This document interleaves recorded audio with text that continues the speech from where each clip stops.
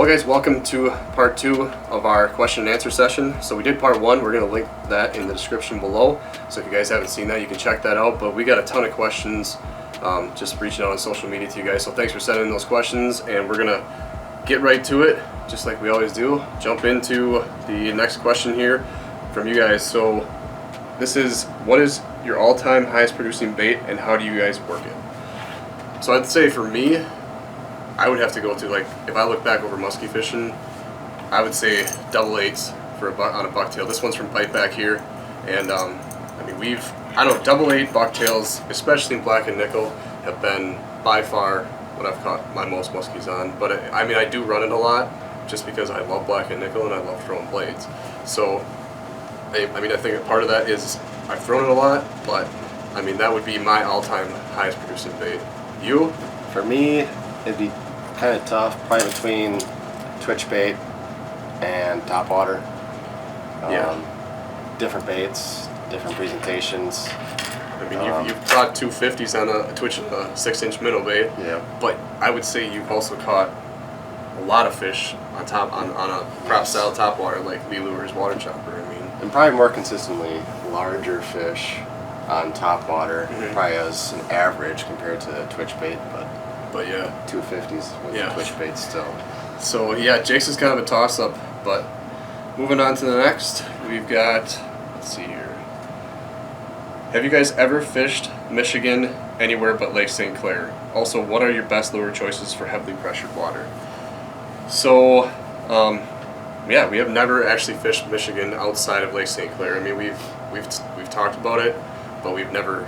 I mean, it's a hike for us to go around the pond. Yeah. Or Lake Michigan, but I mean whenever we were there for Lake St. Clair, it was a good time and we had fun with those guys over there, and hopefully we can get there sometime in the future. But as far as the heavily pressured water, I mean I think there is another question coming up here that kind of talks about pressured fish and kind of some of our tactics. So we'll lump that into this next question coming up here, and just kind of talk about heavily pressured water, and like this other guy has finesse musky fishing. So on to the next one. If you think muskies are in a certain area and you can cast it easily, do you just pull up to the spot, or do you work shoreline leading into it? Say it's a bay with structure. I would say, to think on that, what you really got to think about when targeting muskies is structure. What's there for structure? Now, I mean, like if there is a weed edge that we want to fish, but it starts here and there's just shoreline here, we would just get to that edge of that weed edge, or that, like say it's a corner, where the weeds start or something like that, we would focus on starting just before it, and go into our weed edge. And I mean, if it's a rock finger that's coming off or an underwater point, we're gonna focus, start at that underwater point towards the shore, work all the way around it until we hit the other side. It's kind of, unless we see something we don't like, as far as, like, say weeds only go out to the tip on the one side and then the other side's blank. Yeah. At that point we make a call and say, I think we're onto the next. But it's, if we think muskies are in a certain area and can cast it easy, I would say where we just pull up on spots is when we've learned the best parts to a weed edge or an underwater point or a rock finger. That's how we do that. I mean, most of the time when we're learning new water, yeah, we're probably fishing a little bit more extended past these weed edges to find out where they end. Is there inside-outside turns? But also let your electronics tell you where to fish. Yeah, because it depends on the lake. Sometimes there's just so much structure. There could be a point that you want to fish that's just around the corner from the bay. Is it a big bay, small bay? It all depends on the body of water. I wish, if we knew more about the spot or what was in mind, but I think that's how we kind of answer that. That key in on the best structure you can find in the lake, and you might. I mean, obviously, the learning curve as far as if it's new is going to take a little bit of extra fishing maybe on each edge of, say, a rock finger, point, weed edge, but focus on where those muskies are really going to be setting up, and that's where you start casting. On to the next. How do you work a spot? How long do you work a spot before it's time to move on. But I guess it kind of piggybacks on this, and maybe we can get a little bit, maybe we can elaborate more on that question we just had. But basically, I think we really take into consideration how good the structure looks.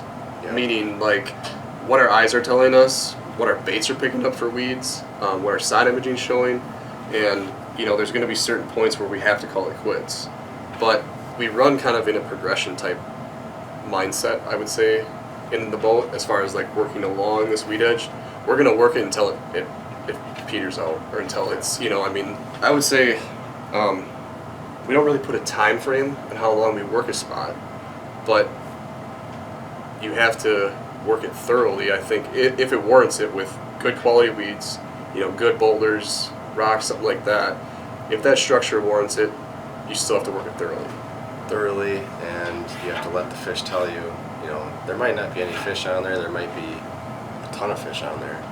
If you're catching fish and it's a big area that you can keep fishing it. Mm-hmm. If it's a small little rock finger, well, you can cover it in 5 minutes. You can work it on the inside, you can work it out. Yep. And that is a good point. Because a lot of times you can balance rock structures, or say like mid-lake humps, or small weed beds, but don't be afraid to work them backwards or inside out. So a lot of times we'll do that. We'll work like a hump, casting towards it, and then we'll set up, work it backwards by casting inside out. And but that's dependent on, like we were saying in that previous question, how good is the structure? Because if it's there, we're probably going to work it more thoroughly and spend more time on it. So how good is the spot? If we saw 250 inches sitting on that spot, well, you might work it a little more thoroughly than you would if you didn't see anything on it the time before. Sure, yeah. And it's musky fishing is timing too. Yeah. Don't rule out a spot. If it looks good to you and you say it's got to hold fish, come back to it at a peak time, or next weekend say you go back. Don't rule it out totally, because there's plenty of examples where we've said, God, this is a good spot, we just move a fish. You go back there next weekend, or go back there a month later, boom. So hopefully that kind of gives a little bit of insight into that.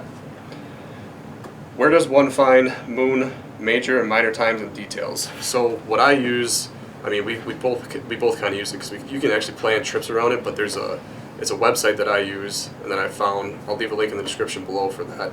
But basically, you can find a whole month worth of moon times just by putting in your zip code, and it works really nice as far as telling your majors and minors, moon times, even the phase of the moon that it's in. You use? Yeah, I have an iPhone, so I use ISOLunar. Yeah, that app. You can put in anywhere you want to be for as far as location. It'll tell you each location or each time frame of when the moon is going to be, and you can go out as far as you want, you can go back as far as you want, and you can look up each moon time. Yeah, and that's basically, I would say that's kind of more of our on-the-fly type app. Like if it's like we forgot, what time the moon is, he's pulling it up, looking at it on his phone. But Musky 360 app also has basically that same setup where you can go in and check instantaneous, like what time we got here. And that's kind of what we planned it around. And the one that I gave an example, you can actually plan trips around, or look back on, which we've done too, just for research. Say, we can line things up and say, okay, boom, boom, boom, fish was caught. It's like, well, now we know why. That was that moon time. So there's our answer to that. Next one. What model Ranger does Jake have? Any feedback on it for musky guys? Which we get this question a lot, especially like in messages and on social media and whatnot. So why don't you go into that one, Jake? So it's a bass platform. It's a 519, so 19 foot. The 5 is basically what they consider their bass platform. In that year, they changed it different years. So I don't know. I like the bass boat. It has the big front platform for both of us for fishing up there, which is nice. It struggles a little bit when we're on the big water. Yep. So that is downside to it. It does definitely have its limitations. Yes. But I think we really try, like as far as if we're gonna fish big water, we plan it out accordingly. Yes. Now you never know what the weather's truly gonna throw at you, but you look at it and say, okay, we can fish here, let's go. Because the weather's looking okay, and you kind of make a plan around that. Yeah. But for what 95% of what we fish, it works flawlessly. Yeah. I mean, it's a very good setup. I love the height off the water. I mean, that's one thing, from an outsider's perspective of not, owning the boat. It's really enjoyable to fish out of. We've fished out of, wallet or like the 620s of like the Rangers, which are awesome boats too, but it's a different height. And, this one, 95% of what we fish, it's great. Yeah, it works for us. I mean, Green Bay, Vermilion, it's a little different. You got to learn how to run the waves. Yeah. And you're probably going to get wet. But biggest thing I would advise is if you're going to get one of those boats, definitely take caution out on the big water because, I mean, we obviously pay attention more to the winds because we have to because, like Green Bay, Vermilion, it's not a half mile in. It's not a mile in. You're talking miles that waves can build. So if you're going to go that route and want to fish big water, it's definitely, I mean, if you're going to fish primarily big water, I would not advise the bass boat. I mean, we do it every once in a while, and it works, but we really have to be safe and pay attention to what we're doing. So keep that in mind, guys, if you're in the market for a new boat. All right. Any cool new plans for the channel for 2021? I think we're going to just keep pounding through the musky fishing. I mean, obviously, Alex has got some big plans as far as turkey hunting this year. He wants to see if he can rack up some kills, and we'll keep doing the turkey hunting, musky fishing, and then hopefully a little bow hunting, rifle hunting in the fall. See if we can actually get a video this year. It was tough this last year, but the musky fishing is still going to be our prime focus. Keep pounding out the videos as much as we can. One thing we kind of wanted to try to implement, and this is based off of one of the recommendations or kind of a request that an idea that was thrown out there in this question and answer, where we got the questions from you guys, was basically giving away a trip or auctioning off a trip and for a charity. And that is one thing that we would like to try to implement here if we can. We're kind of in the works of it. We got an idea, but we just got to make it happen. So stay tuned for that. We'll see what we can arrange. But I guess, other than that, we'll keep kicking up Burnin 8's footage. So on to another question. What's the most finesse musky strategy you've used? Do you think there's a place in the musky world for finesse type presentations? So basically, to summarize the rest of this, looking at like on heavily pressured water, have you guys used small baits, more subtle retrieves, for fish that I've already seen a ton of type traditional baits like blades and big rubber? Do you think that's a good strategy, or does it just result in small fish? So this kind of plays off that other one where we were talking about like heavily pressured water, what baits do we use? I think, do we use it as a specific strategy to just fish smaller baits for heavily pressured fish? I think our whole goal with fishing is we try to throw something a little bit different. Yeah. And that's with vibration, with blades, that's with size of bait. This is like this year, this was a big producer for us this year. It's a smaller bucktail from Biteback, single bladed, and it's a fluted Indiana. So, it's different than just your standard double 8, double 9, which they have their time and place, work great. But, if it's heavily pressured water, yeah, I mean, we may put this to work and try it, give it a shot. Now, minnow baits, I mean, I think we prefer the sizing of that 6-inch, 7-inch. It's smaller probably than what a lot of people are throwing. And, I think the presentation is a key to keeping, as far as like how you're presenting that bait. Because you take, for example, so like, this would have been a couple years ago, but it was a bluebird day. It was post frontal, 4th of July, so there have been a ton of, it's that time frame, a lot of people on vacation, a lot of musky fishermen on this lake, and Jake pulls this out. They by now they've probably seen a ton of blades, over the summer. He pulls this out, and he decides to work parallel to the weed edge.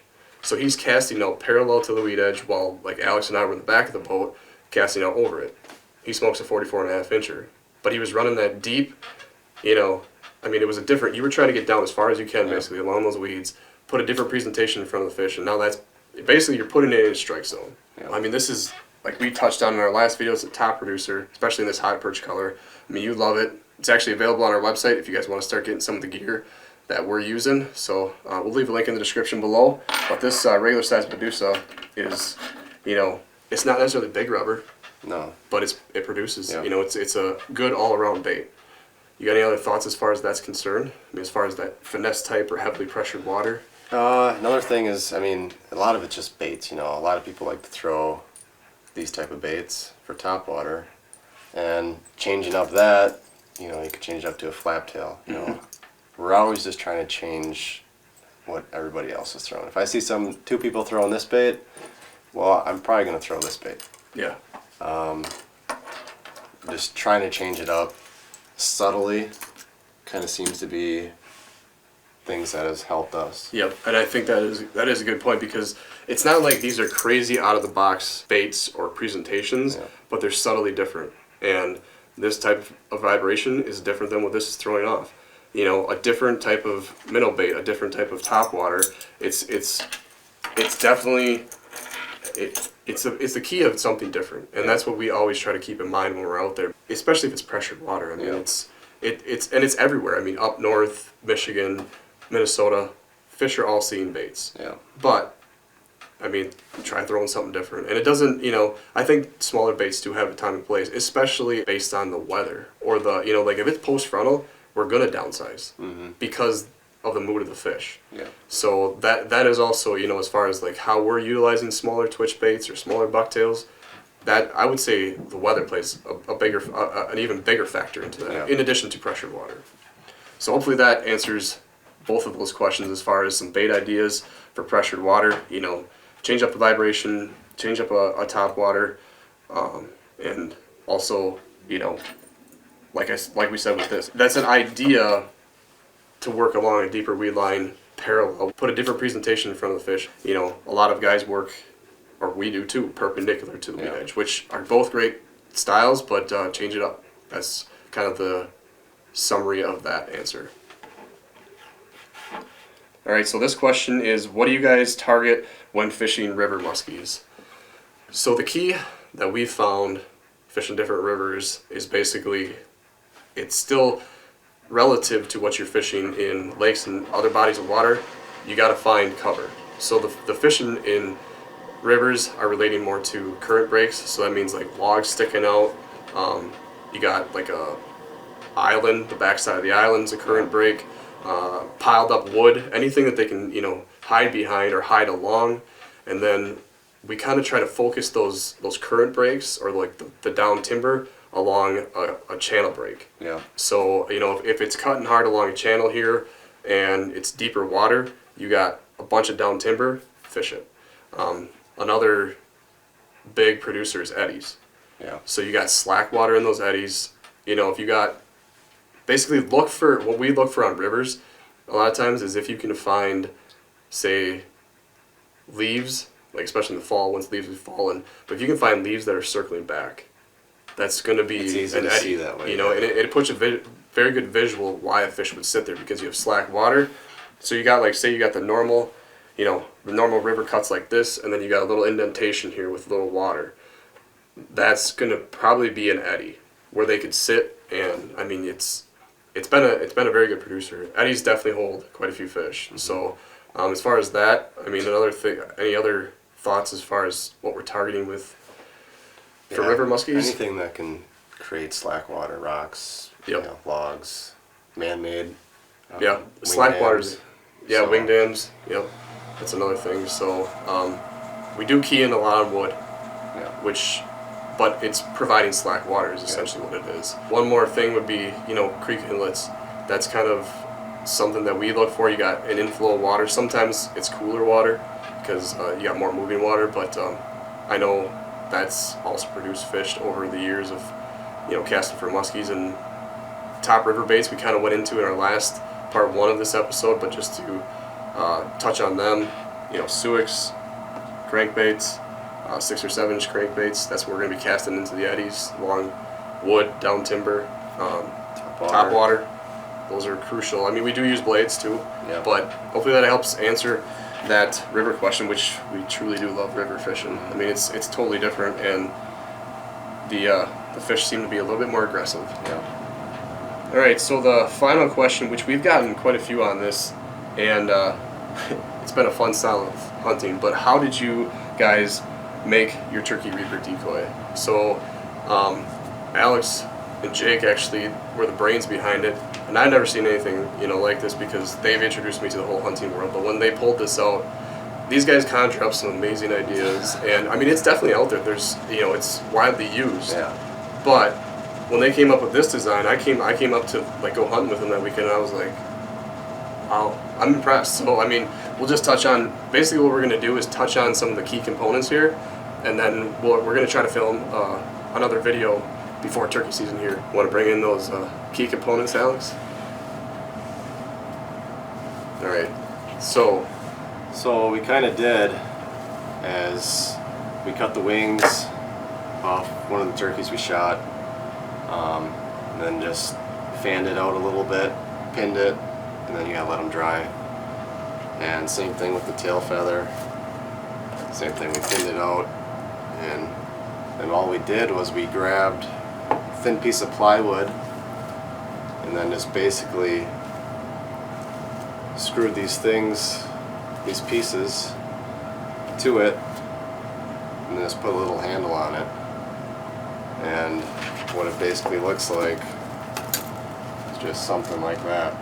yeah, and it gives, with these wings added, it really gives a lot more area to hide behind, I think. And I mean, we can go into some, like I said, more detail about how it was constructed, but that's the main gist of it. So it's got a piece of plywood, everything's kind of screwed to. Yeah. And you ended up using for the head was, We just grabbed an old turkey decoy and actually threw some paint on it because it was not very good. so they cut that up, right? You Cut that up, and yeah, we screwed that onto the front of the piece of plywood, and that's basically it. It's very custom, but it works very well.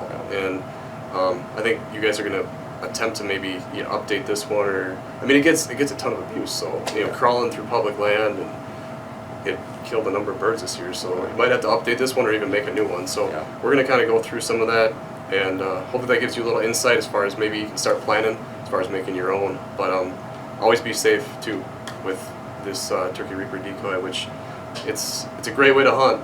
Talk about a rush. I haven't totally experienced it. Alex was up close and personal one, which we'll throw a clip in here, but that was amazing to watch that video back. I mean, talking 3 yards, so nothing like getting up close and personal with Tom, right?